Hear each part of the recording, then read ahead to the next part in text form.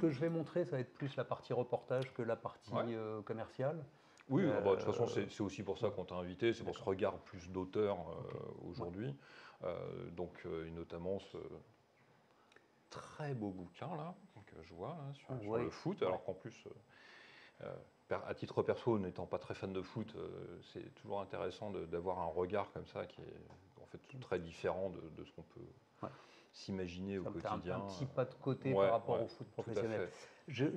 Dans les photos que j'ai à montrer, je ne vais pas commencer par le foot, ça viendra après, mais commencer par un premier reportage si j'arrive. Il est là, il est beau. Il est là et je vais essayer. Voilà. Ah, j'arrive pas à me mettre de l'avoir sur fond noir, enfin peu importe. Tu te mets à côté, clic droit. Non, juste dans la marge grise. Tac. Ah voilà. Ce reportage, il date un peu puisque c'était en, je ne dis pas de bêtises, 2010 ou un truc comme ça, ou 2011, où j'ai accompagné un gars qui voulait faire le passage du Nord-Ouest à la rame. D'accord. Donc je l'ai accompagné moi sur deux escales entre guillemets, enfin au départ de l'expédition au nord du Groenland. Je suis resté quelques jours avec lui. Ensuite, lui est parti en solitaire. Puis je l'ai retrouvé au nord du Canada sur une des escales. Voilà. Donc c'était super intéressant et c'était aussi l'occasion d'avoir des paysages qu'on n'a pas tous les jours. Donc à la fois, je l'ai photographié lui, puis j'ai aussi fait quelques petits paysages de côté. Voilà un peu l'univers, à quoi ça ressemblait. Le terrain de jeu de Mathieu Bonnier. Il s'appelle Mathieu Bonnier, je le salue si jamais un jour il voit cette vidéo. Voilà. Et il est parti avec son chien, donc c'était assez amusant. C'est en solitaire, mais pas complètement. Et son chien était là. C'est un ancien veto, donc il ne pouvait pas se séparer de son chien. Ouais, d'accord. C'est assez étonnant d'emmener un chien dans ce genre de conditions. Enfin, on s'imagine pas. C'est un chien. Alors c'est un chien de traîneau. Il faisait également du chien de traîneau avec lui. Enfin, voilà, il était habitué aux conditions un peu extrêmes. Bonne bête, quoi. Ouais, d'accord. Voilà. Alors forcément, c'est vrai que dans un reportage comme ça, par exemple, c'est une photo qu'on a mise en scène. J'étais pas avec lui sur le bateau en plein milieu de l'océan. Je suis très déçu. Voilà. Oui, mais ça, bon. Il faut le dire. Le mythe s'effondre encore. Ouais, à la nage en plus, même pas. Bah, attends, on voit un peu l'exiguïté du truc. Le mec, pendant 4 mois ou 5 mois, je sais plus, il a vécu dans pas beaucoup. Quoi. Voilà, quand je parlais de paysage, c'est vrai que c'est un coin assez exceptionnel. Et c'est vrai qu'on me demande souvent quels sont les endroits qui t'ont marqué. Le Groenland, ça en fait partie. Quoi. Là, c'était assez marrant. C'était au tout début, une marée basse. Marée haute, on s'installe pour dormir et au matin, moi j'étais dans une tente à côté et au matin il avait choisi le seul endroit où il y avait un caillou, mais le seul. Donc c'était le début de l'expé, on s'est dit on ne sait pas jusqu'où il va aller. Peut-être finalement pas si loin que ça. Finalement pas si loin. Voilà. Ils sont méchants. Oh là.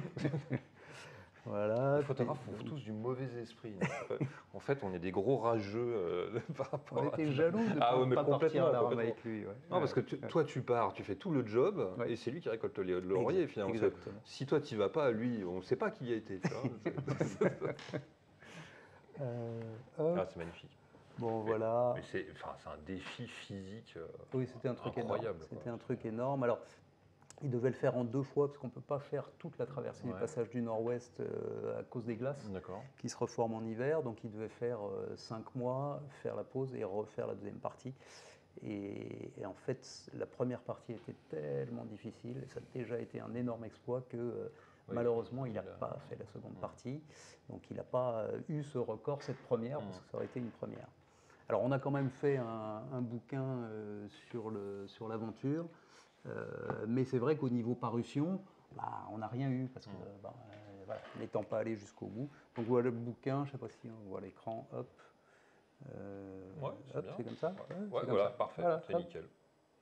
Voilà, et donc là il raconte son aventure. Donc il y a à la fois les photos que j'ai faites et puis lui, quand il était tout seul, il se photographiait avec son petit appareil photo. Oui, et puis il y a une part aussi dont tu nous reparleras qui est l'aspect écriture. C'est pas une monographie de ton reportage. C'est vrai que j'aime bien j'ai pas fait énormément de bouquins, mais bon, les quelques bouquins que j'ai faits, j'adore ce partenariat avec la personne qui écrit et puis les photos et le dialogue qu'il peut y avoir entre les deux. Alors, on passe sur une autre expédition plus récente qui date de 3 ans, donc 2021, et qui est l'expédition Deep Time.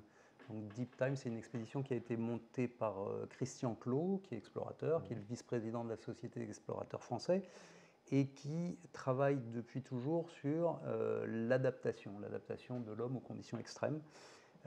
Lui-même est toujours étudié quand il fait ses expés solo, mais là, il a décidé de faire ses expés avec un groupe de personnes, de façon à ce que les scientifiques aient un panel un petit peu plus large que juste une personne.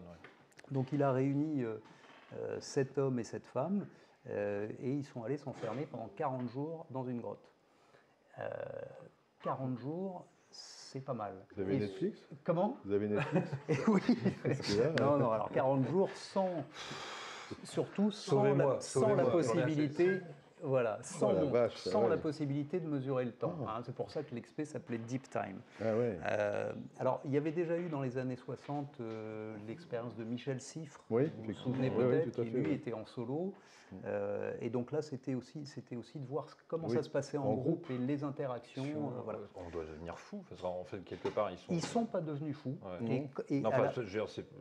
Ouais. Le terme est un peu fort, mais psychiquement, c'est...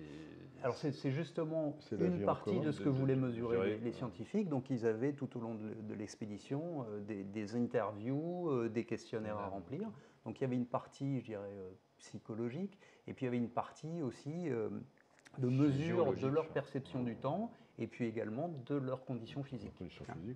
Voilà. Alors donc là, voilà, c'est une vue de la grotte. Je sais pas si on voit depuis un drone. Voilà. Donc on voit juste l'entrée de la grotte, et puis là ils étaient en train de préparer, donc ils montaient le camp. Voilà un peu à quoi ressemble l'intérieur. Donc là c'était vraiment leur arrivée. Hein. Ils découvraient l'endroit. En termes d'éclairage, ils avaient sur leur base de vie cette espèce de gros ballon de cinéma qui, moi, m'a quand même pas mal servi, au moins sur cet endroit. Et puis cette grotte, c'est une grotte qui est accessible au public. Donc il y a quand même quelques points de lumière par endroit. Mais malgré tout, il n'y avait pas beaucoup de lumière. Et donc je suis allé là-bas avec de l'éclairage de studio.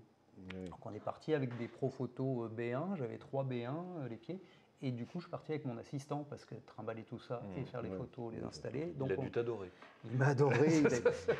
Il est super. Il s'appelle Théo Drouaden. Salut Théo. Je ne sais pas si tu es là, mais franchement, il a été exceptionnel. Donc là, on voit encore cet espace de vie. Alors là, ce qui se passait là, c'était. Là, ils ont vécu là, manger. Ici, exactement. Ça, c'est là où ils ont vécu. Alors, en fait, jours. Là où ils dormaient, c'était plus loin. Plus loin. Ouais, plus loin. De façon, l'idée, c'était que dans la grotte, en tout cas que les personnes qui dorment soient vraiment tranquilles pour pas que leur cycle de sommeil, qui était une chose qu'il fallait mesurer, soit perturbé par l'activité des autres. Donc c'était quand même pas mal plus loin dans une branche de la grotte. La grotte, elle fait 35 km de long. Enfin, il y a des ramifications sur 35 km de galerie. Donc on peut s'étaler. Tu peux t'isoler. Voilà, donc là c'est l'espace où ils mangeaient, où ils pouvaient jouer. Certains avaient apporté des instruments de musique, je ne sais pas si j'ai donc ils avaient quand même gardé donc, cette lumière, c'est-à-dire qu'il n'y avait pas la notion du temps, mais par contre il y avait cette... Alors est-ce qu'ils ont fait comme dans les sous-marins où tu as l'aspect lumière jour, lumière nuit, ou est-ce que c'était... Elle était là, c'était le lieu de vie, c'était allumé et terminé quoi. Elle était là, ils pouvaient éteindre, si jamais ils s'apercevaient qu'il n'y avait personne sur le lieu de vie, ils pouvaient éteindre. Mais très rapidement, de toute façon, ils sont tous désynchronisés, ce qui fait qu'il y en a qui venaient pour le petit-déj pendant que les autres étaient en train de dîner. Donc voilà, donc la lumière, elle n'avait aucun sens de jour-nuit. Oui, juste pour et du reste, on n'a pas parlé de jour-nuit, on a parlé de cycle. Cycle veille-sommeil. Et alors, ce qui est assez fou, c'est que moi, j'ai passé les 4 premiers cycles avec eux, et ensuite les 2 derniers, quand on est allé leur dire, voilà, c'est fini. En 4 cycles, moi, je me suis déjà décalé de 10 heures.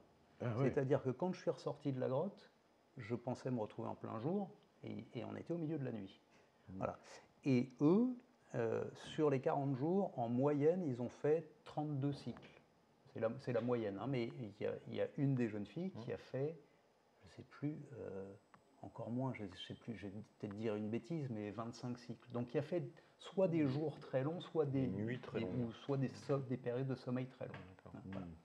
Alors tout ça, effectivement, c'est étudié par les scientifiques. Alors là, on voit une photo de... C'est Christian, là, donc le chef, Christian Clot, chef d'Expé, Le projet, ouais. qui est en train de monter parce que pour l'approvisionnement en eau, ils allaient chercher l'eau potable dans un lac suspendu. Donc on montait, il y avait une petite galerie et ils allaient récupérer la flotte là-bas.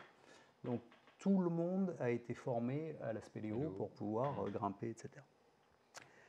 Là, c'est une autre partie de la grotte où il y avait des expériences scientifiques. Donc, ils avaient une tente installée. Ici, ce qu'on voit, la partie blanche, bah, c'était des caissons polystyrène pour faire une cabane et de façon à essayer d'éviter ce que l'humidité abîme les appareils. Parce que quand même, il y avait 100% d'humidité.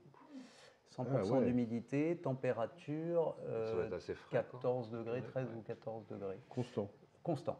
Ouais. Constant. Ouais, les fringues, enfin les sacs de couchage, quand je suis revenu, ils moisissaient. Bah ouais, c'est ça, voilà. 100%. C'était des conditions qui n'étaient pas faciles et ils sont super bien adaptés. Et il n'y a personne qui s'est foutu sur la gueule, Non, de problème. non. Alors bon, moi j'étais en 40 jours. J'étais pas là, il y a forcément eu des tensions, mais il n'y a rien eu de grave. Voilà, il n'y a rien eu de grave. Et au moment de sortir, ils n'étaient pas, entre guillemets, pas contre eux. Ils disaient, bah non, on a encore plein de choses à faire dans la grotte, là, comment ça se fait qu'on sorte si tôt? Ah ouais. On les assure.